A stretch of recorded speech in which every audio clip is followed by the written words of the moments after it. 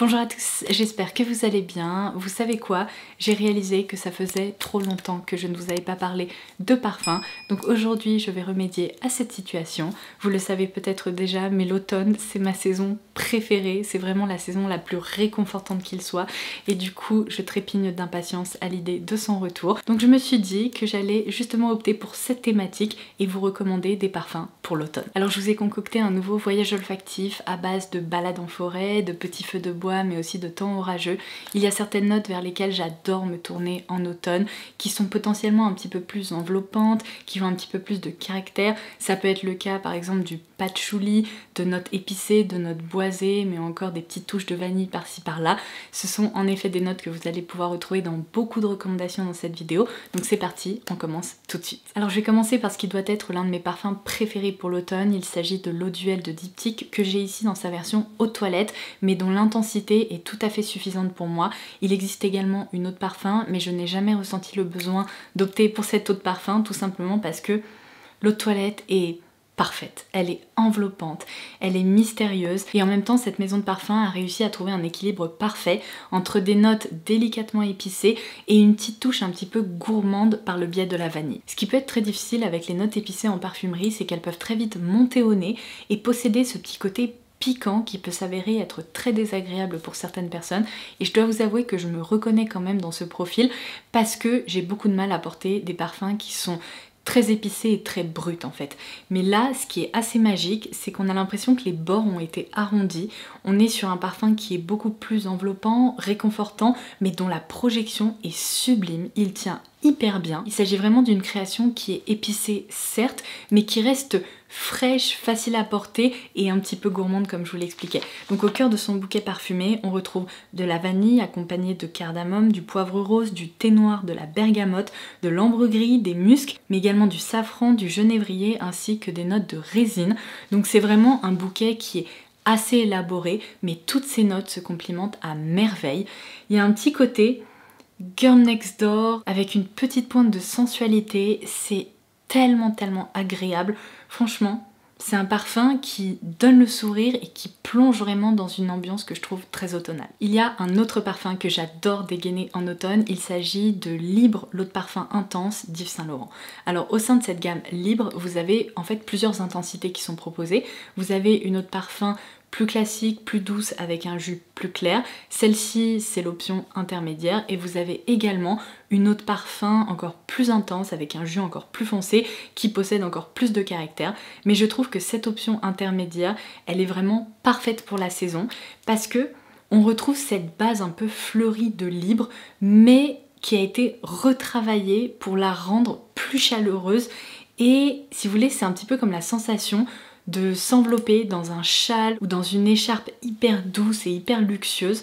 C'est vraiment un parfum qui est sublime et qui est hyper réussi. C'est aussi un parfum qui a une superbe projection, qui tient très bien et il possède un peu malgré lui un côté femme fatale. Lorsque je le porte, peu importe comment je me suis habillée, j'ai quand même l'impression d'avoir enfilé une petite robe noire, des talons et un rouge à lèvres rouge. C'est vraiment un parfum qui donne de l'assurance et dans lequel on retrouve certaines notes que j'ai pu citer en début de vidéo, mais aussi de l'ambre qui, vous voyez, le rend un petit peu mystérieux et difficile à capturer. On y retrouve notamment en note de tête de la lavande qui lui confère ce côté un peu plus puissant, mais elle s'accompagne de mandarine, d'orange et de bergamote. Ensuite, en note de cœur, on a vraiment ce cœur fleuri dont je vous parlais avec de la fleur d'oranger, du jasmin qui s'accompagne d'orchidée. Et enfin, lorsque les notes de fond commencent à apparaître, c'est là où vraiment ce parfum devient magique et commence à se développer et laisse justement son sillage, si vous voulez, un peu dans l'air autour de vous. On y retrouve notamment de la vanille de Madagascar, de la fève tonka, de l'ambre gris ainsi que du vétiver et toutes ces notes-là, eh bien pour moi, elles sont sublimées par l'automne parce que la température ambiante fait qu'elles évoluent très bien. C'est potentiellement pas un parfum que je porterais par exemple en plein été lorsqu'il fait trop chaud parce qu'il pourrait un peu monter à la tête, mais lorsqu'on a envie de commencer à mettre un petit gilet ou un petit pull, c'est vraiment l'option parfaite. Alors je pense que je vous ai déjà dit à peu près 115 fois que je suis une fan absolue d'odeurs, de lessive, de propre et que ce sont des parfums vers lesquels je me tourne toute l'année. Seulement, je dois bien avouer qu'il y a certains parfums Lorsqu'ils sentent le propre, ils ont tendance à être hyper joyeux et à me rappeler le printemps-été. Il y a un peu un côté de linge qui sèche au soleil, et lorsqu'on passe dans des températures plus faibles et quand on passe dans une ambiance justement plus automnale ou plus hivernale, j'ai parfois envie de me tourner vers des fragrances qui sont en fait un peu plus cocooning, un peu ambiance adoucissant, un peu réchauffé, vous voyez. Alors si vous êtes à la recherche de cette sensation, bougez pas, j'ai l'option parfaite pour vous. Il s'agit de l'Homme de Prada. Alors ne vous fiez ni à son nom, ni à son flacon qui est en effet très masculin, parce que certes ce parfum peut être porté par des hommes, mais je trouve qu'il s'agit avant tout d'une option parfaitement mixte, parce qu'en fait dans ce jus on retrouve beaucoup de propriétés très poudrées, très enveloppantes, et à chaque fois que je le porte j'ai l'impression d'avoir lavé mon linge avec une lessive hyper luxueuse. Lorsque je le sens comme ça, les premières notes qui ressortent, ce sont définitivement celles de l'iris et de la violette. Donc vous voyez, ce sont des notes qui sont en effet très poudrées, mais qui s'accompagnent de notes boisées. Et alors, c'est d'un réconfort incroyable. Donc on y retrouve en note de tête du néroli, du poivre noir, de la cardamome ainsi que des graines de carotte, en note de cœur de l'iris, de la violette, du géranium ainsi que des notes de maté. Et enfin en note de fond apparaissent ces notes qu'on retrouve plutôt dans des parfums masculins comme de l'ambre, du cèdre, du patchouli et également du santal, mais avec toutes les notes que je vous ai citées précédemment, c'est un bouquet qui s'équilibre, c'est pas un parfum qui est trop fort, au contraire, c'est vraiment juste un parfum qui est idéal pour le quotidien et qui, je pense, plairait à beaucoup de personnes. Alors ensuite, j'imagine que vous connaissez mon amour pour la collection Replica de Maison Margiela, puisque je vous en ai déjà parlé à de nombreuses reprises. Ce que je trouve assez magique avec ces parfums, c'est qu'ils s'efforcent de reproduire une sensation ou un moment dans un espace-temps donné, et à chaque fois que je ferme les yeux, j'ai l'impression d'y être. Et alors vous savez peut-être qu'au sein de cette collection, il existe la référence Autumn Vibes, et alors je ne pouvais pas ne pas la citer dans une vidéo recommandation d'automne, parce que c'est littéralement son nom, seulement je vais pas vous mentir, ce n'est vraiment pas ma référence préférée chez Replica, tout simplement parce que il y a quelques minutes je vous parlais de ces notes épicées qui sont trop piquantes et qui ont tendance à monter au nez, et c'est exactement la sensation que j'ai lorsque je porte ce parfum. Il y a un mélange de noix de muscade et de cardamome qui est trop intense et qui en devient tout simplement piquant. Donc j'imagine qu'il y a un public pour ce parfum, mais j'ai une autre recommandation à partager avec vous. Pareil, qui va être très clivante parce que je pense que soit on adore, soit on déteste. Il s'agit de By the Fireplace.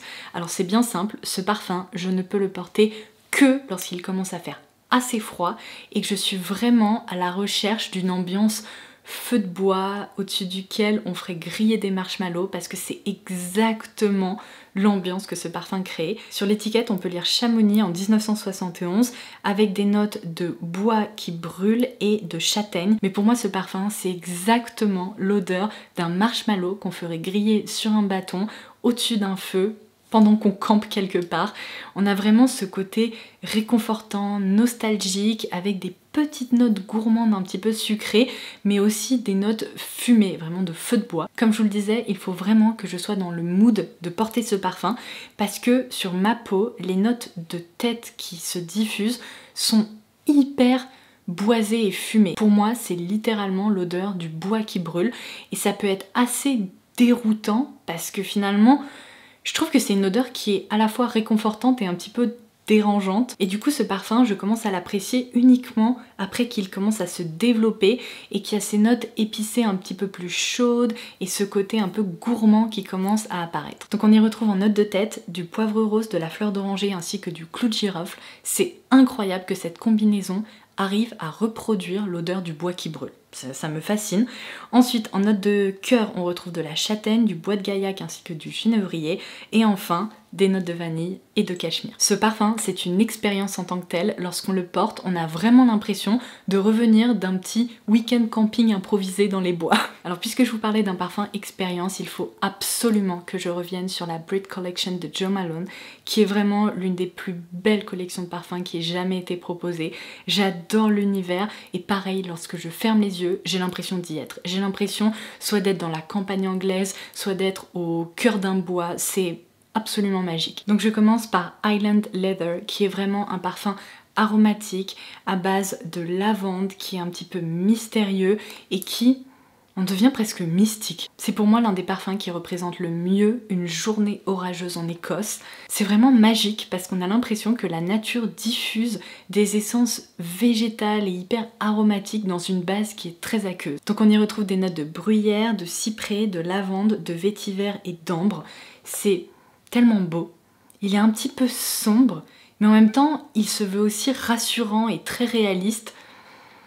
Je l'adore. Pour moi, ce parfum, c'est vraiment la représentation d'une balade en forêt au cœur de l'automne. J'ai également une autre recommandation au sein de la Brit Collection. Il s'agit de Melancholy Thistle, qui est très réaliste et ça me fait rire parce qu'en fait, il est assez piquant, mais ça représente à merveille les notes de chardon qu'on retrouve à l'intérieur.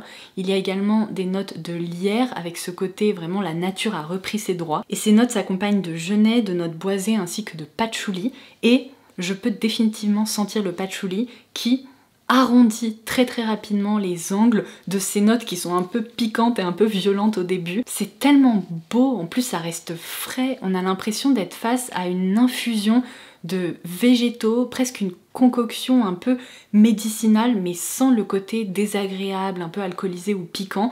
Au contraire, c'est réconfortant. On a l'impression que ça soigne un petit peu l'âme. J'adore ce parfum. Alors ensuite, j'ai la référence Avant l'orage de Maison Matine, qui est aussi un parfum très atmosphérique, qui représente tout à fait un peu la sensation qu'on a lorsqu'il pleut, lorsqu'on est cosy à la maison avec un bon livre sous une couverture.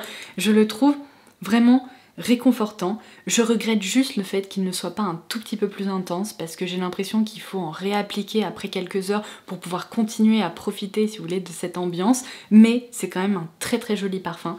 Ce qui est fou, c'est que j'ai aussi l'impression d'être face au parfum de Serena dans Gossip Girl, si vous avez la référence, parce qu'il y a un côté assez luxueux, un peu mystérieux, mais un peu sucré quand même, de fille qui sait s'apprêter en fait. Donc on est sur un parfum poudré, vanillé et ambré. En note de tête, on retrouve du poivre rose pour ce côté justement un petit peu piquant et automnal. On retrouve ensuite du benjoin qui s'accompagne de jasmin.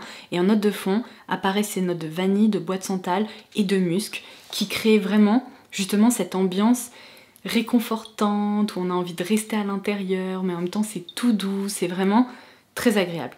Ça reste assez aqueux, comme je vous le disais, c'est pas un parfum qui est fort, qui a une énorme projection, mais c'est presque un parfum de peau qui est parfait pour la saison. Je vais terminer cette vidéo par deux recommandations qui sont beaucoup plus intenses, qui se posent là en quelque sorte puisqu'ils possèdent beaucoup de caractère, mais si vous êtes à la recherche d'un parfum dans cette catégorie, je peux définitivement citer l'Empreinte de Courrèges qui possède une certaine prestance. C'est un parfum que j'ai plutôt tendance à porter lorsque je sais que je vais me rendre dans un très bel endroit ou que je vais aller dans un très beau restaurant, ou au contraire, c'est plus un parfum du soir tout simplement, parce qu'il est mystérieux et en même temps tellement enveloppant, on a envie de savoir ce qui se cache à l'intérieur. Donc c'est un parfum qui est avant tout ambré, qui possède des notes de patchouli, et même s'il n'est pas trop féminin dans le sens où il n'est pas gourmand, pour moi ça reste une création plutôt de parfum de femme. Donc on y retrouve en note de tête de la bergamote, en note de cœur du patchouli et en note de fond de l'ambroxan, une molécule dont je vous ai déjà parlé, que j'adore retrouver dans mes parfums parce que elle a justement tendance à conférer cette propriété assez mystérieuse, avec beaucoup de caractère. C'est vraiment une ode à l'ambre et au patchouli et ça crée presque un parfum de grande dame, mais sans tomber dans le côté trop vintage, trop poudré, un peu effet parfum de grand-mère. Là au contraire, j'ai l'impression qu'on est sur une réinterprétation d'un parfum presque un peu royal, avec beaucoup de prestance, mais un peu plus moderne. Ah là là, en plus j'ai l'impression qu'il y a plein d'épices qui apparaissent au fur et à mesure. Plus je le sens, et plus je me dis mais ce parfum il est parfaitement automnal. Et enfin, vous avez peut-être remarqué que parmi toutes mes recommandations on retrouve très régulièrement des notes de poivre rose parce que ça permet encore une fois d'apporter un petit côté piquant épicé, mais c'est moins dur et moins brut que du poivre noir. Donc il y a Morton Brown qui a créé le parfum Fiery Pink Pepper et c'est vraiment une ode au poivre rose. Donc il faut aimer ce côté poivré, mais le fait qu'ils utilisent du poivre rose, ça le rend en quelque sorte plus féminin, un petit peu plus gai, un petit peu plus joyeux. C'est un parfum épicé et plus intense, ça c'est clair, mais il reste assez frais et un petit peu musqué. Et encore une fois, on a l'impression que son bouquet olfactif a été créé pour l'automne, puisqu'on y retrouve du poivre rose accompagné de gingembre, d'orange et de noix de muscade. Non mais ça franchement, ça pourrait presque faire une infusion à boire. En note de cœur, on retrouve de l'osmanthus, du muguet, du jasmin et du labdanum. Et enfin, en note de fond, du musc, du cèdre, du patchouli, ainsi que de la mousse, et plus précisément de la mousse de chêne pour cette ambiance un petit peu balade en forêt. C'est très beau. Franchement, il faut aimer les épices, il faut aimer le poivre, mais personnellement, j'ai quand même tendance à avoir un nez assez sensible à toutes ces notes très piquantes, très poivrées, mais là, ça fonctionne super bien. C'est vraiment un beau parfum. Et voilà, ce voyage olfactif automnal est désormais terminé. J'espère que ça vous aura plu et que ça vous aura inspiré. Maintenant, j'attends vos recommandations. Dites-moi en commentaire ci-dessous quels sont le ou les parfums que vous adorez porter en automne. J'ai hâte de vous lire et en attendant ma prochaine vidéo, je vous embrasse très fort et je vous dis à très vite. Bye bye.